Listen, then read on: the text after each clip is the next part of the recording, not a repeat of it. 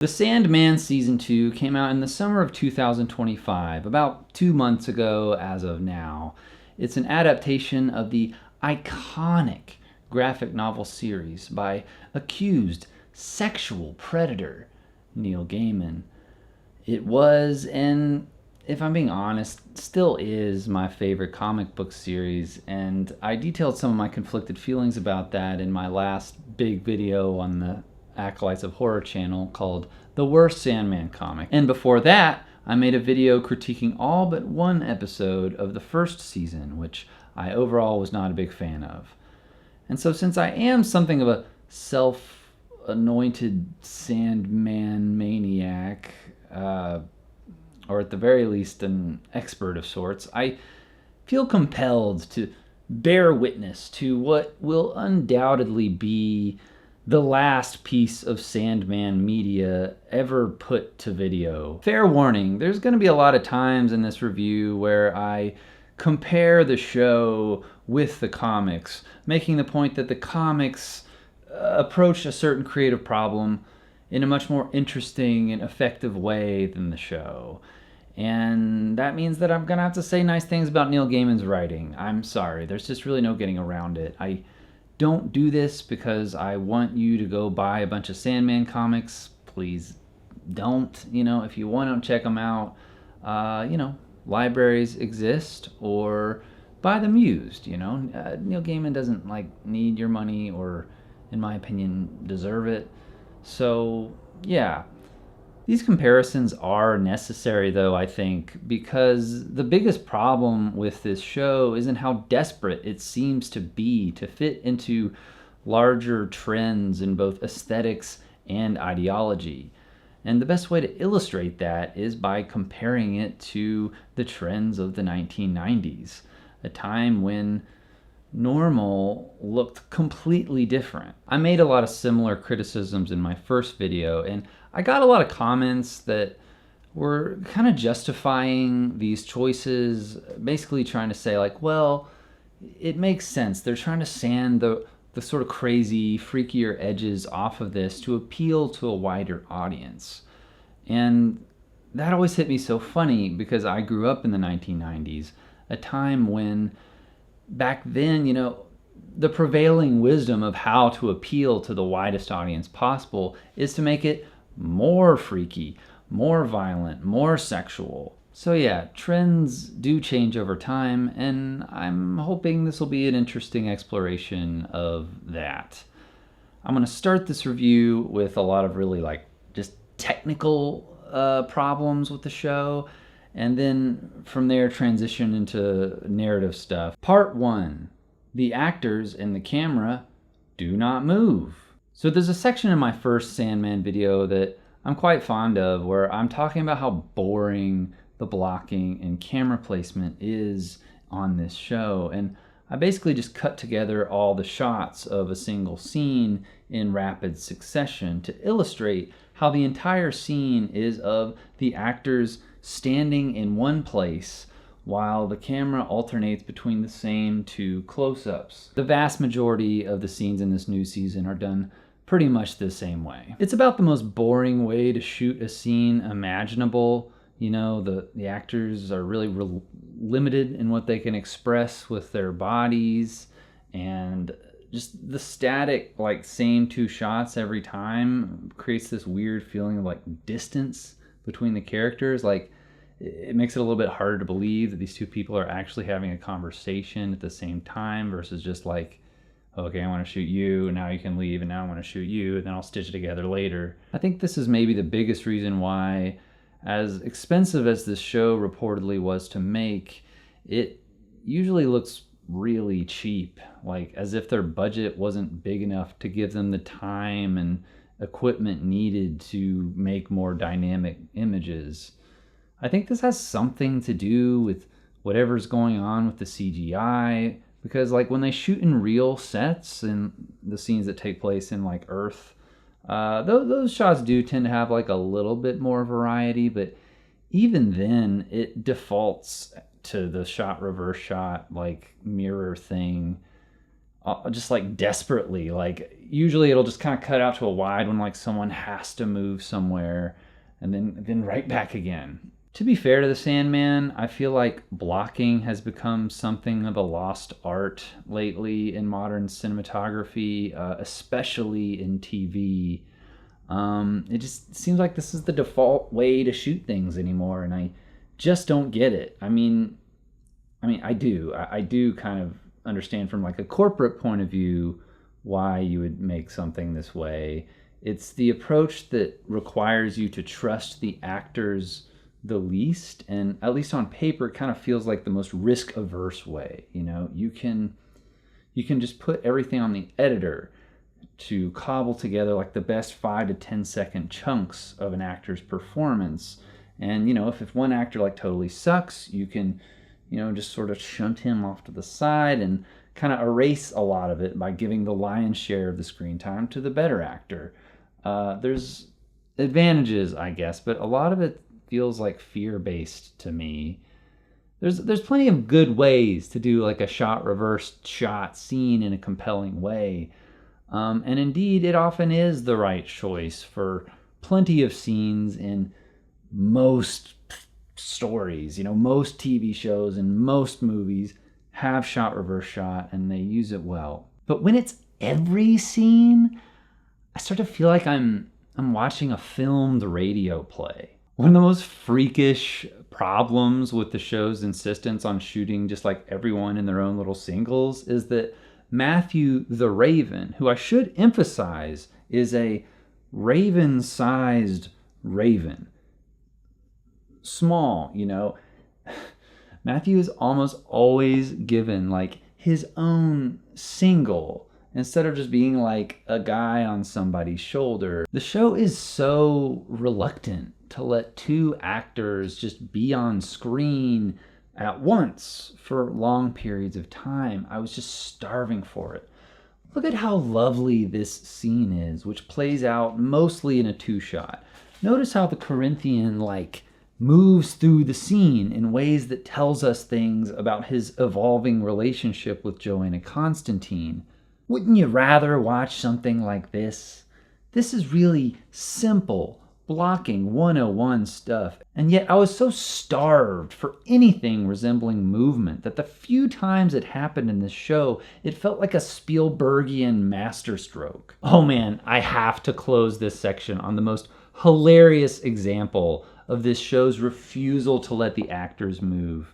So there's this part in the show where Dream invites all the fairy folk to come to his domain to watch the first and probably worst production of Midsummer Night's Dream ever put to the stage. Now, most of this section of the episode is about the people watching the play, right? But it would show little sections of the play here and there, and I was just screaming with laughter every time because I swear, every single time the camera let us take a peek at what was going on in the play, it was of two actors standing directly across from each other with their feet glued to the floor. What is happening here? A freshman theater major could direct a scene better than this. I can only theorize that the showrunners have some kind of long-standing grudge against Shakespeare because their high school teachers made them read it back in the day, and so they set out to just make his work look as boring as possible. Part 2, wide aspect ratio. I said I was getting technical. Hear me out. It just always feels like this show has so much trouble filling the screen in interesting ways. The aspect ratio is just so wide, and the set design is so, let's be nice and call it minimalistic instead of just empty or bare. The minimalistic set design doesn't really use all that horizontal space in a way that to draw your eyes from one side of the screen to the next, or even to just fill it. Usually every image just has one focal point, and then a lot of negative space around it. It looks like a YouTuber's shooting setup for his second channel. The panels in the comics are filled full to bursting, to the point of it feeling almost claustrophobically abundant with life, creatures, chaos, and magic. I already talked about this a little bit in my first Sandman video, but yeah, it's still a problem here, and I just think they would have been way better served by like a boxier aspect ratio. At least that way, you know, if they couldn't come up with their own visual ideas, they could just more convincingly copy what was already in the comics, you know? I have two theories for why the aspect ratio looks this way. One, there's a possibly not unfounded fear that people won't watch something that has like the black bars on either side of it, which sucks, but what can you do? Maybe that's a thing that is worth worrying about. Or two, they are operating under the assumption that, well, this is a sprawling fantasy epic, and so the image needs to look epic. And the only way for a show to look and feel epic is if the image is as large as it can be. But, you know, if you're serving someone a meal and you're only going to give them like a single scoop of peas, and then, you know, if you put that little mound of peas on a giant plate, it just makes me think about all the food that's not on the plate. Part 3, Lifeless Acting. It's one thing not to let the actors move their bodies, but another thing entirely not to let them move their faces. In this show that is reminder that is about like dreams and gods and devils and fairies and all these freaky weirdos, everything is so measured and understated. Especially the main character, Dream, who admittedly, even in the source material, is one of the more reserved characters compared to the rest of the supporting cast. But Tom Sturridge, I think Sturridge is how you say his last name, sorry if that's wrong. Tom Sturridge pushes this to a near robotic extreme. He gives Dream this soft, ghostly voice and speaks slowly, monotonously, with a lot of dramatic pauses.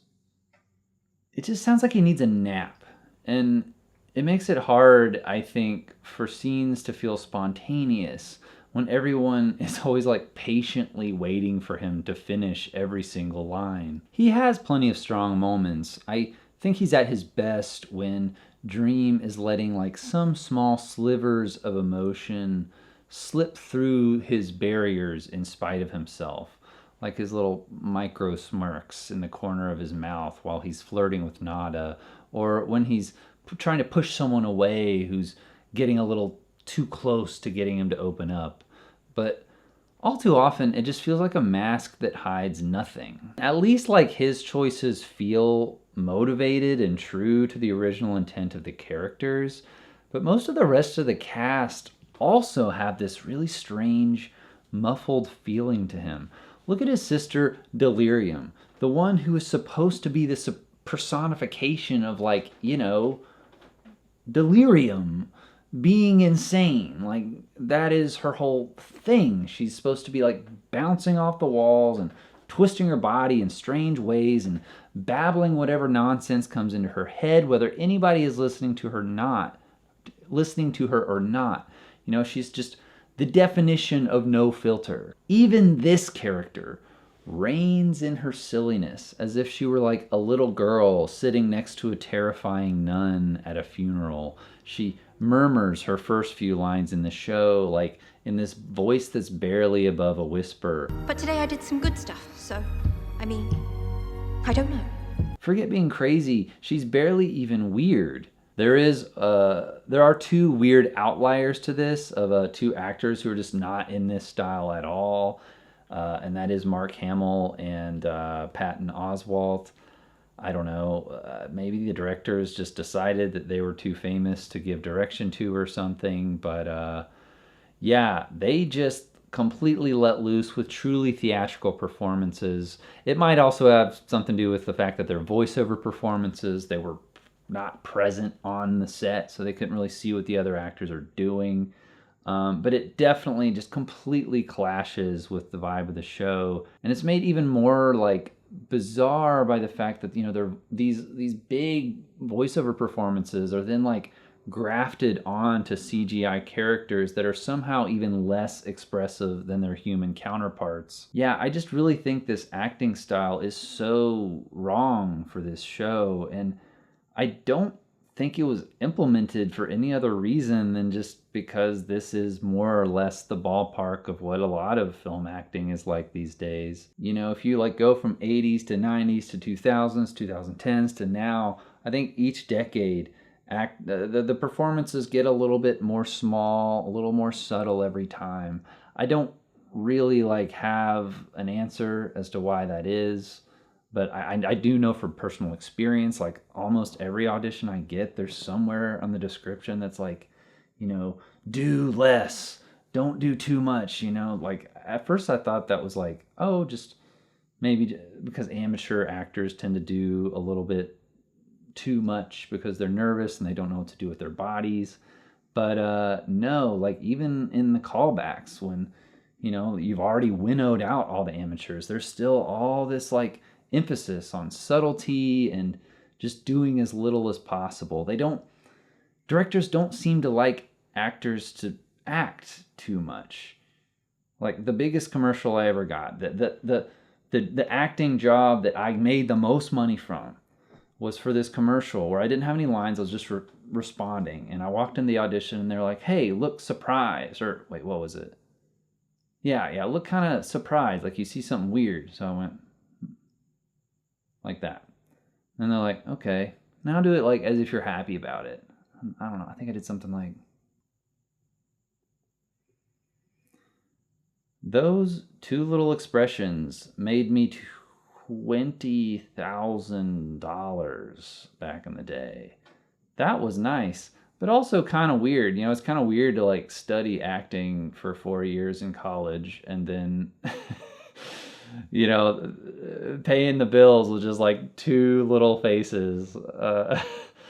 So anyway, yeah, it's definitely like a general trend in filmmaking these days.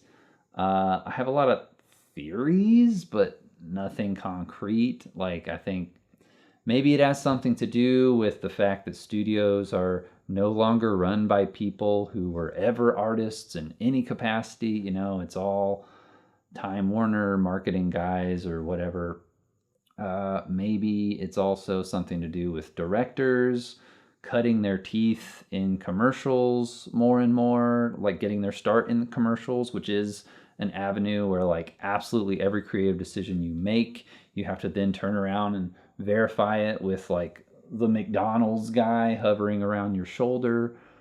Or maybe it has something to do with how actors these days have less and less connection to the theater and that style of performing. Maybe this is just what happens. This is like kind of the natural evolution of film. Who knows? But for this show, not so great, I think. It's possible to do good work within this like domain of acting, don't get me wrong, and there are good performances. I think the actor who is able to express the most within these constraints is Vivienne Akim Pong. Sorry, it's like a pet peeve of mine when like the YouTube guy can't pronounce the actors' names and I'm doing it. I'm sorry, but she is great. She's able to communicate like warmth, intelligence, concern, pride, and sorrow, oftentimes all at once. Jenna Coleman is really great as Joanna Constantine, as is Stephen Fry.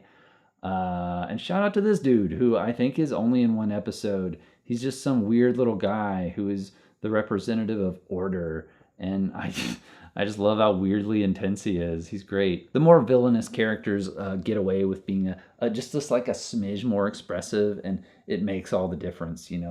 They're allowed to at least like smirk. And so there's all these great performances like Loki, Puck, the Corinthian, and Desire, who just far and away are the most memorable characters. It's not even close, I think. Gwendolyn Christie, unfortunately, just looks completely lost as Lucifer. I don't know what happened there. My first Sandman video was largely about how the first season of the show neutered the horror elements into a gentler affair, every chance they got. And season 2 continues to be Hot Topic Sandman in the sense that it drapes itself in the aesthetics of darkness while still being something that you could take your grandmother to without really worrying. The Sandman is a dark fantasy. Dark as in violent, chaotic, sometimes cruel. But the show interprets dark to just mean gloomy. The colors are desaturated to the point that everyone's skin tones are near Tim Burtonian in their grayness.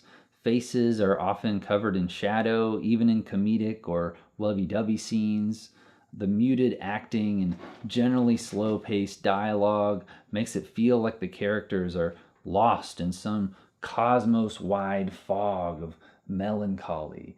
And this is just a really tricky emotional register to live in, because when the script gets boring, as it often does, there's just like the scenes can't get by on the actors' just emotional momentum until something more interesting starts happening. The most painful example of this is the very first episode, which was so bad I really seriously thought about not finishing the show, even though I had kind of promised to do so at the end of my last big Acolytes of Horror video. The whole episode is of Dream's family sitting around a table and talking, and you can feel how the show wants this to be some big disastrous family gathering, like in the season 2 episode 1 of Fleabag, but something like that. But nobody is interrupting or raising their voices. It just feels like they are strangers making small talk in a doctor's waiting room. Part 4, an overview of the narrative. Okay, so let's see if... I hope this little visual thing works. I can't see myself on the camera. I'm shooting this by myself. But this is the entire original run of The Sandman. 10 volumes. Season 1 of the show did 1 and 2. Boom, done. Now, when the showrunners announced that Season 2 is going to finish the entire show, run of the comics, people kind of just assumed it got canceled because of the Neil Gaiman stuff, or they rushed something out. But no. They clearly were telling the truth. And what they did, you see, of all of these here volumes, the vast majority of these stories are not about Dream, the main character. He's in most of them in some capacity, but usually as a smaller character. The Sandman comics, they have a lot of different point of view characters. Usually there'll be standalone stuff with just one protagonist. So there's not a lot of repeat protagonists. And that's kind of a way that they fill out the world and make it feel more full. And so what they did was just get rid of all of those. So that is this. Got rid of that. Got rid of this. Get rid of this. Oh no, shit. So when they cut all that out, they were left with these 3 arcs, which are entirely about Dream, and the first few of this final one. So let's describe each of these arcs. Out of order. So Season of the Mists. Dream goes to hell to rescue an old lover that he imprisoned thousands of years ago after a bad breakup. And when he gets there, Satan gives him the key to hell because Satan is quitting. Or Lucifer, I don't think she's called Satan. Anyway, Lucifer gives him the key to hell and he has to decide what to do with it now that Lucifer's leaving. Many candidates show up to put their names forward, and Dream ultimately chooses some angels from heaven to be Hell's new rulers and frees his ex-lover, who leaves the first chance she can. That's what happens in this one. In Brief Lives, Dream's sister Delirium convinces him to help her search for their long-estranged brother, Destruction, who abandoned his duties something like 500 years ago and has not been seen by the family ever since. Dream ultimately has to ask his own estranged son for help in finding him, and the son agrees to help him on the condition that Dream kill him, basically, because they get into why all that is necessary as well. And Dream agrees and finds his brother. The brother does not come back. He's just like, hey, nice to see you guys. See you later. And then Dreams comes back and does kill his son. In The Kindly Ones, the three fates, witch ladies from, I think, Roman mythology or Greek mythology, they are empowered to destroy Dream because he has spilled family blood by killing his son, which makes a being like Dream vulnerable to them for magic reasons. And they do kill him, and a new Dream reincarnates in his place. That's the broad strokes of Dream season 2. They do squeeze in like I think maybe 2 or 3 like single story ones, like the Midsummer Night's Dream one I said. They kind of squeeze in the middle of one of the episodes. The one where his romance with Nada, and there's also an episode that kind of feels more like an epilogue about death. That gets its own episode. I don't have much to say about it. Dream's not in it at all. The only thing I really have to say is that it's like Kirby's worst performance is death, I think. Like, she's really good. She's like this really great listener as an actress. Like, she's a really active listener, if that makes a lot of sense.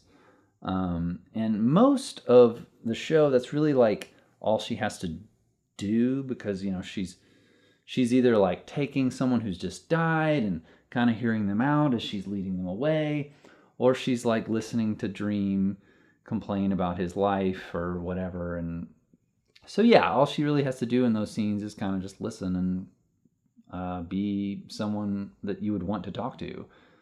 But this episode emphasizes Death's like perkier side, and that's something that Kirby really has not even been trying to do this whole show, and really didn't necessarily need to do until this point. But that show really demands it of her, and every time she tries, it's really strange. Yeah, just a bizarre note to end the series on. I digress. Modern prestige TV is pretty averse to purely episodic storytelling, so it doesn't really surprise me that they cut out all of these standalone stories. And in fact, if I'd been in their shoes, maybe I would have been tempted to do the same thing.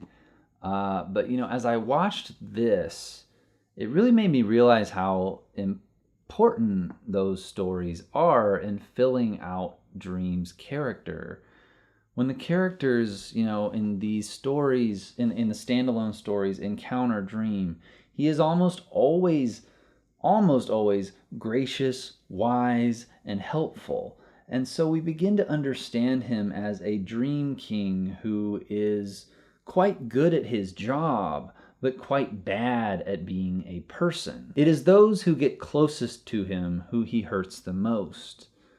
Dream ultimately dies because he cannot let go of his obsession with his responsibilities. And having so many stories in which we see him being generally good at those responsibilities helps us understand why he latches on to them as an emotional crutch. And it just makes him more likable too, These 3 arcs are about Dream reckoning with his absolute worst moments, the moment he doomed his ex to hell, when his abandonment of his son, and his inability to grow beyond his sort of self-imposed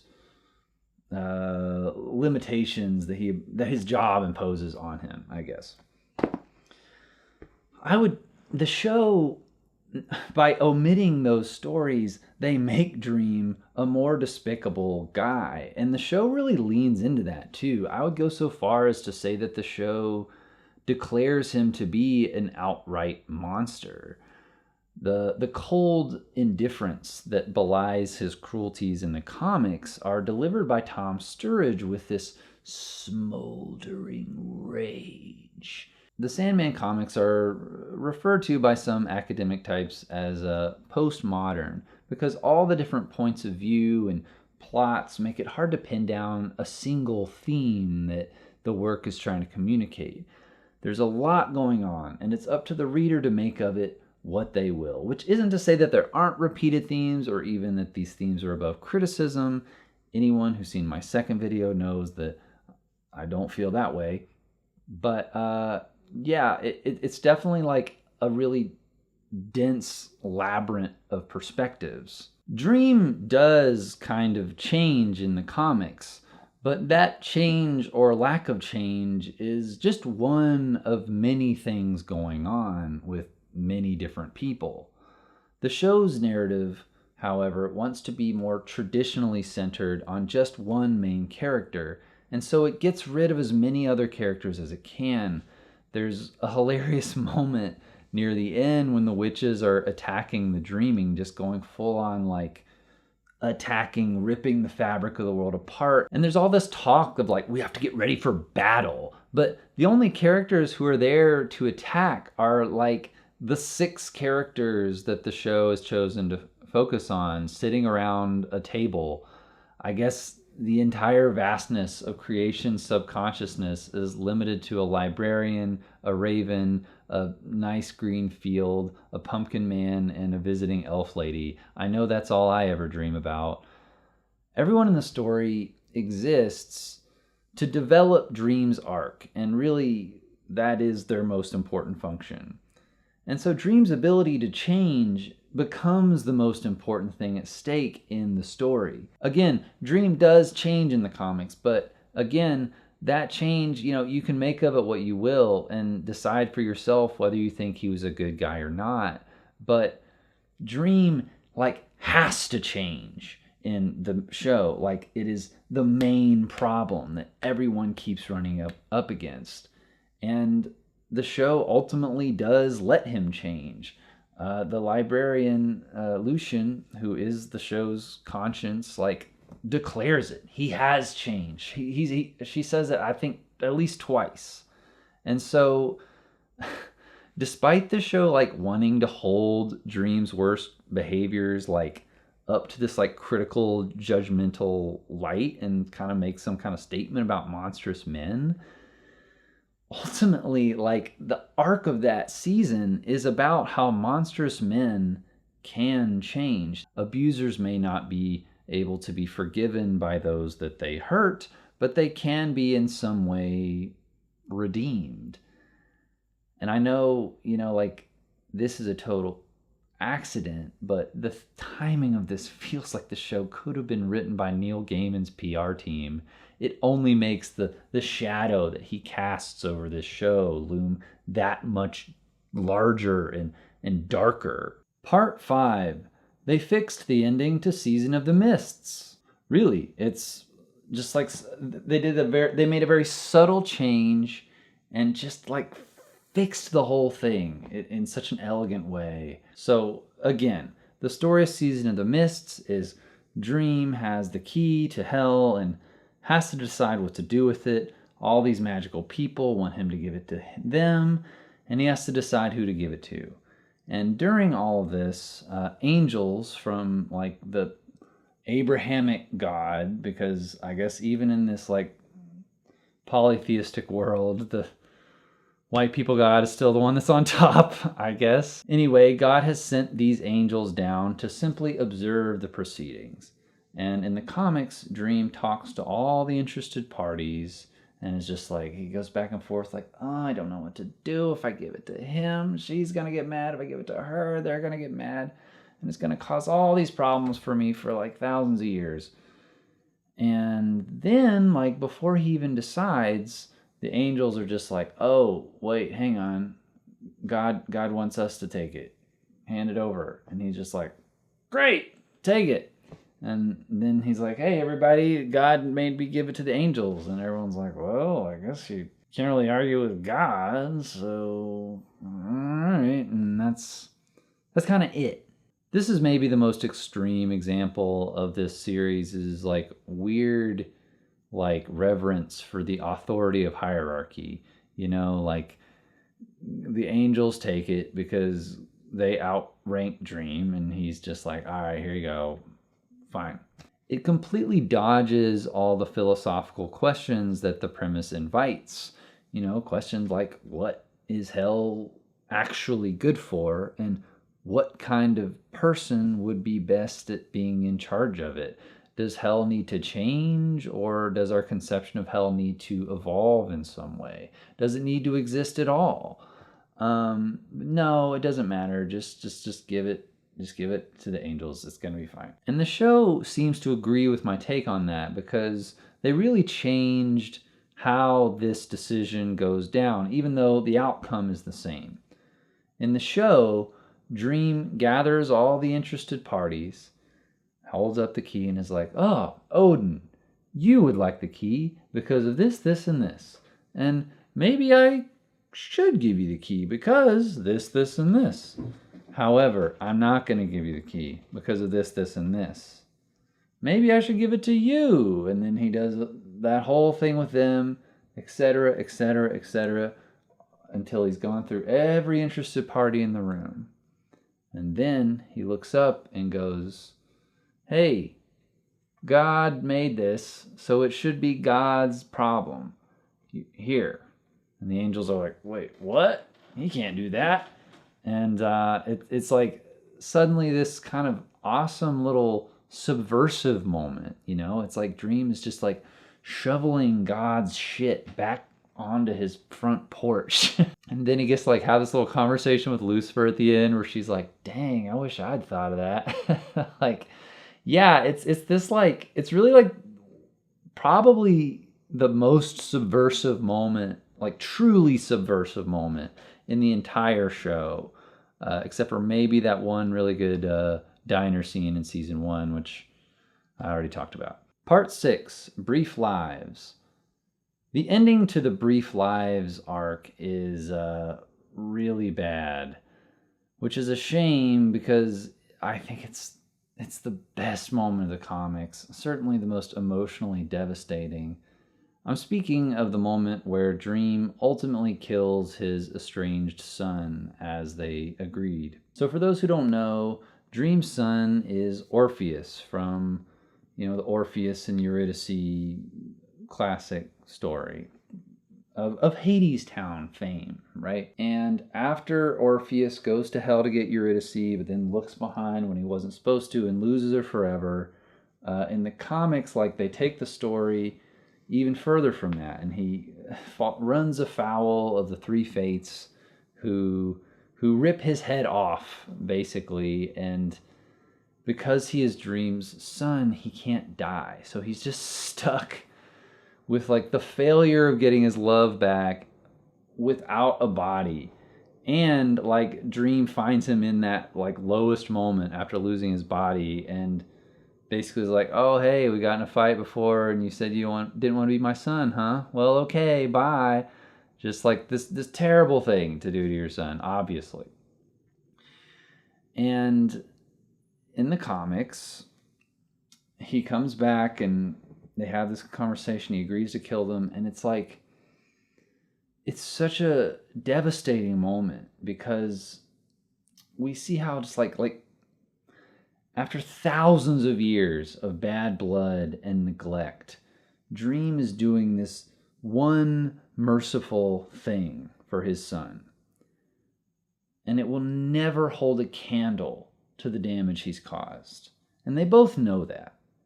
And there's just so much that needs to be said and no time to say it. It's not clear that Dream would even be willing to atone for the things he's done to his son, even if he could, he lacks the maturity and emotional like tools to be able to even express that level of, I guess, not sorrow, but remorse. And so this last conversation is this tragically clumsy effort to put a bow on top of what has been an awful relationship. And in the end, all Dream can really do is kiss his son on the forehead and finish him off. And the weight of what is left unsaid forever is what makes it so impactful. The show gives Dream and Orpheus all the time in the world to talk things out. Dream is like, oh, I'm so sorry, I shouldn't have said that to you, blah, blah, blah, blah, I wish I could have been better.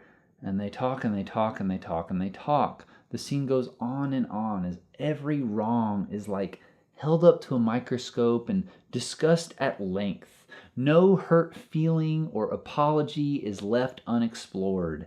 They have more time than even the viewer has. Like the show skips forward in time while Dream gives a lengthy account of his entire life ever since he abandoned Orpheus. They're on such good terms that one wonders why Orpheus still has to die at all. Surely Dream could just invite him to live in his dream world and give him a little dream body if they're getting along so well, right? The show has this strange insistence on exhaustively tracing the philosophical origin point of every emotional action and every crossed boundary. This probably should be its own section now that I think about it, but here we are. Every hurt feeling has to be confronted, diagnosed, and dealt with, and usually apologized for as well, which gives the dialogue this like strangely therapeutic feel. Like Loki and Puck can't just like say a bunch of nasty things to each other and break up. Puck has to be like, you crossed the line when you put me to sleep without my consent, and now you must suffer the consequences. I am leaving. It happens so often that it begins to feel as if the show actively loathes its own source material and is only adapting it so that it can pass moral judgment on everything the characters do wrong, for fear that the audience might make some kind of incorrect interpretation on their own. Part 7, The Kindly Ones. Now, I'm going to start this section with some compliments. There are 2 side plots in this arc that the show makes some pretty big changes to that I think are awesome. Total improvement over the source material. One is the choice to make Puck and Loki lovers. Now, I'm speaking of Puck as in like Puck from Midsummer Night's Dream / all the other folklore around that character, and Loki, as in like Thor's half-brother, villainous Loki. In the comics, Puck and Loki kidnap this little boy who will eventually be reincarnated as the new Dream. And this creates a bunch of problems, which I won't get into here, but Loki and Puck seem to just kind of do this for no other reason than they are evil bastards. When the Corinthian kicks Loki's ass and then asks Puck why he did it, Puck's just like, Puck keeps his own counsel, and then vanishes. And, no effort is even made to explain, how those two started hanging out or why. It just kind of makes a maybe sort of kind of sense, implicitly, because they're both beings of chaos and mischief. When Loki is caught and put through a lot of pain, Puck, again, just doesn't care. He laughs and he scampers off. No skin off his back at all. The show reimagines this dynamic as a romantic partnership, with Puck being a bit less malevolent than Loki. So Loki's always having to pressure Puck into doing things, into getting deeper and deeper into this kidnapping thing. And then there's a point where Loki is maybe going to kill the kid, and Puck like kind of tries to draw a line there. Then Loki kind of goes over the line, but then it's kind of okay because maybe the kid's okay, and they just go back and forth, and it creates just a lot of like, I think, interesting tension. Again, as I said before, these are two of the best performances in the show too, so that helps a lot. And they have great chemistry with each other. You know, they're just two naughty hotties, and they know it. The other side plot that they make a lot of big changes to, for the better, I think, is the side plot of like the people that Dream tasks to go find the kidnapped boy. You know, in the comics, he remakes the Corinthian, who was a villain, kind of a minor villain in the comics, but sort of the main villain in season 1 of the show. He remakes this identical looking version of the Corinthian. You know, he's the second Corinthian, right? And Dream remakes him as a loyal servant this time and sends him off to find the boy with fucking Matthew the Raven as his chaperone. I think just to give Matthew something to do in the story, I guess. Because these two characters have absolutely nothing in common. They never have a single interesting interaction. Every single scene is just sort of Matthew going like, "Oh, I don't trust you because you were bad in your earlier version of yourself," which I never really met that guy, but you were a bad guy. And Corinthian was like, it's just like, all right, okay. And that's kind of it. That's it. That's the whole thing. Sometimes it's like amusing, but why? What does it build to? Nothing. In the show, Joanna Constantine, demon hunter extraordinaire from season 1, is assigned to be the Corinthians' babysitter. And this just makes so much sense immediately because, her whole profession is dealing with supernatural dudes like him. She's used to finding herself at odds with strange creatures and coming out on top. And, she's certainly much more capable than a bird, right? And once again, they are two hotties with great romantic chemistry. There's this fun little will they, won't they that plays out, and it gives the Corinthians character so much more room to develop because he has only just now been created. And so, she is only the second person in his entire life after Dream. And the show kind of leans into that. He compares and contrasts Joanna's behavior with Dream's, and while he never betrays Dream or anything, he does ultimately come to prefer Joanna's way of seeing the world. And after Dream dies, it's kind of implied that, they're going to try to start something together. She brings out the best in him in ways that Dream just never did. The main plot of the Kindly Ones on Dream's side of things is just way less fun and interesting because of the show's aforementioned insistence on psychoanalyzing every turn of the plot. Like in the comics, there is this specter of doom hovering over things from the beginning, for sure. But the plot starts pretty small. Just a child is kidnapped, and we don't know by who or why. That's it. And this small action spirals wildly out of Dream's control until he is surprised to find that he has been jostled into the ultimate checkmate and dies. He makes a couple of careless mistakes that don't seem too consequential at the time and just gets roasted for it. And that makes, I don't know, I think that just makes the knife dig in that much deeper because it feels so avoidable in so many stupid ways.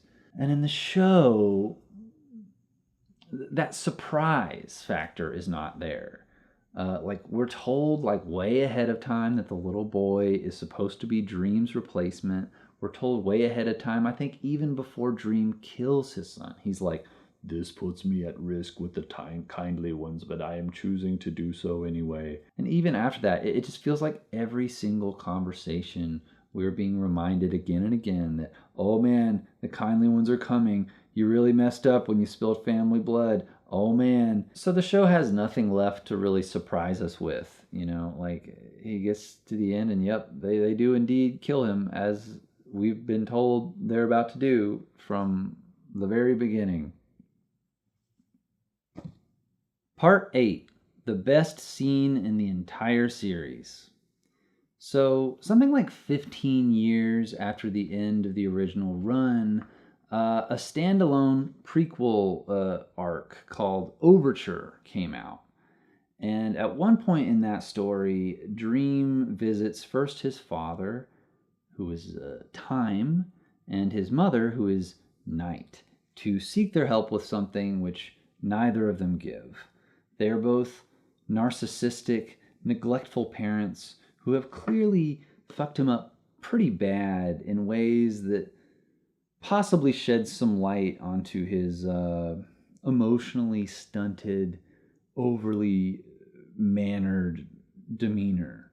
The show lifts these scenes out of Overture and weaves them into the context of the kindly ones, where now Dream is showing up and asking his parents to help him escape the wrath of the three fates, and again, they won't do it. The scene with his mother is a really good one of the better scenes in the show, but I want to draw attention to the scene with his father. Wow. Have you ever been watching something that you don't really care that much for, like kind of, like lying down in this like stupefied daze, maybe idly wondering like, why am I spending my life on this? I don't know. I guess I just don't want to get up. Only for a scene to just hit the fucking turbo button so hard that you realize you have sat all the way up and are pushing your face as close to the TV as you can get it, and you have no idea when you even got up. That's how good this scene is. Dream's father is the personification of time, and time's domain is as empty as all of the CGI sets. But here, all this empty space speaks to the emptiness of this father-son dynamic. The only notable feature is this tall set of like brutalist shutters that chop the light into harsh, orderly slivers. Time stands silhouetted there, as if to hog all the light for himself, while Dream has to skulk way in the back of the room in the shadows. The dialogue is so razor sharp here, and a lot of it is not from the original text. Everything that Time says is a dagger. Quotes like, my children seem to think that because I am time, that my time cannot be wasted. Your time here thus far has proven that is not the case. Or, children are an inconvenient consequence of love. They do nothing but take. You show up here expecting me to be as weak with you as you were with your son, to save you out of love. But I do not love you, Dream. Jesus Christ. Like, I'm here for the bitchy dad vibes, man. Rufus Sewell, another name. Hey, Rufus Sewell, Rufy Susu, steals this entire show in a single 7-minute scene. He's just got this horrible scowl just permanently like welded onto his face. He idly drifts across the room, fiddling with random doodads that don't matter at all, to communicate that he'd rather be doing anything else but communicate with his son right now, who he never sees. He only makes eye contact with Dream when he's like getting a shot in, belittling him somehow. And when Dream is able to like get his own shots in, such as when he answers Time's question, do you love, sneering question I should say, when he sneeringly asks his son, do you love me? And Dream says, a child cannot help loving his father, whoever, no matter who he is, or something like that. Time's face freezes, except for a slight, like, twitch of the eyebrows, as if Dream were a bug in a magnifying glass with, like, a few more legs than he was expecting. Tom Sturridge is really at the top of his game here, too. I am obsessed with this little scuffle thing he does right before he, like, squares off with his dad after he's asked if he loves him. You can feel Dream just carefully calculating every single word and gesture so as not to give his father the satisfaction of knowing how deeply his words are cutting him. And even when the dialogue has to, like, psychoanalyze the relationship with a beat where Time explicitly asks if he abused Dream, we are spared Dream's answer. His face is enough. Everything we've seen up to now is enough. And then Time just uses that response as another weapon, saying, "And yet you love me. I think that makes you rather foolish, don't you?" It's everything that Dream's final confrontation with his son should have been. It's almost as if, like, now that the showrunners have this relationship that just, like, never will be mended and never should be mended, they're free to just, like, wallow in the complexity of this character, these relationships. And the whole scene is really a testament to how, like, there is no purely, like, wrong approach necessarily. This scene has almost, like, all of the technical things that I was complaining about before: the reserved acting, the wide empty spaces, and the locked camera. Although the camera's a little more dynamic here. But overall, it's doing all the things that was hobbling the rest of the show. But in this scene, it all comes together and it clicks. So, for at least 7 minutes, Sandman Season 2 kicks ass. And that's everything I have to say about the Sandman, probably for a long time. Let me know in the comments what you all think. Thanks for watching all this. See you next time.